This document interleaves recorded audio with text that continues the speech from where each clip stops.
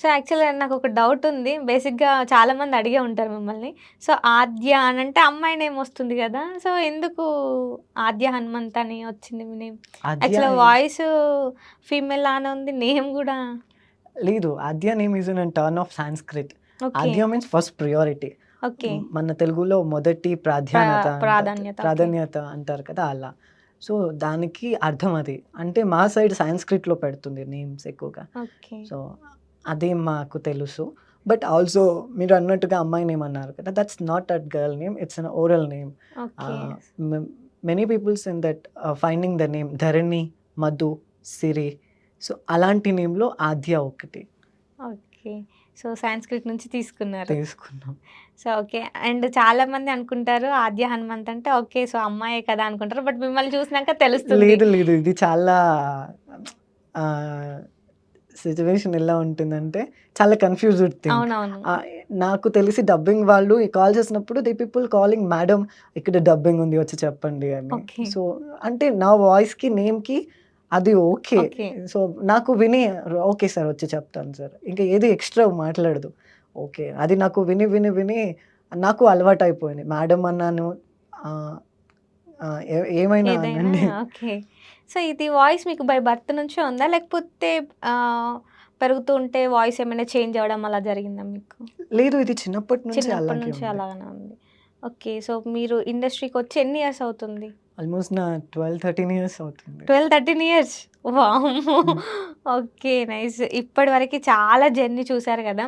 So, failures అనేది common. So, మీరేమన్నా face చేసారా? ఎప్పుడు నేను ఫెయిల్యూర్స్ అనే థింక్‌ని తీసుకోదు. ఓకే. Why that? బికాజ్ ఎందుకంటే నేను ఎవరికీ తెలియకూడదు అనుకున్నాను. ఎవరు వద్దు అనుకున్నాను. అప్పుడు నాకు సక్సెస్ ఏంటి? లాస్ ఏంటి? హ్మ్. సో, సక్సెస్ అయినా, లాస్ అయినా అది వేరే విషయం. హ్మ్. సో, నా నా వర్క్ చేస్తున్నాను. నాకు పేమెంట్ వస్తుంది. That's it. సో, ఇప్పటి నుంచి నేను నా సక్సెస్‌ని, నా విన్‌ని ఆర్ నా లూజ్‌ని నేను ఆలోచిస్తాను. ఎందుకంటే ఇప్పుడు నేను అందరికీ తెలుసు. అవును. సో, ఇది ఎవరు చెప్పారు అంటే పలానా వాళ్ళు చెప్పారు అని అంటారు. అప్పుడు నా పేరొస్తుంది కాబట్టి, ఇప్పుడు ఇప్పుడు పెట్టే ఎఫర్ట్ కొంచెం డిఫరెంట్‌గా ఉంటది. Okay. So, first of all ఎవరికీ తెలియొద్దు, ఎవరు ముందుకు రావద్దు అనుకున్నారు గదా! రీజన్ ఏంటి? రీజన్ ఏంటి అంటే నేను చదువుతున్న profession medicine okay. MBBS. Okay. So, నాకంటూ ఒక లెవెల్ ఉంటది. సో, నేను సిటీలో ఉంటా, బస్‌లో ట్రావెల్ చేస్తా, మార్కెట్స్‌కి వెళ్తా, షాపింగ్ మాల్స్‌కి వెళ్తా. అప్పుడు నేను ఒక్కటే ఇంతకుముందు ఒక్కడినే వెళ్ళేది. ఇప్పుడు ఒక్కడిని వెళ్ళాలంటే భయమేస్తుంది. ఓకే. సో, ఎందుకంటే అందరూ అడుగుతారు. సో, మీరే కదా మీరే దాని కదా గురించి అని. చెప్పేది. అప్పుడు నువ్వు చూసి నవ్వుతారు నార్మల్‌గా స్మైల్ ఇస్తారు. కొంతమంది మొహం మీద వచ్చేసి అడుగుతారు. ఓకే. అది నాకు కొంచెం నర్వస్ అనిపిస్తది. అది అంతా. ఓకే.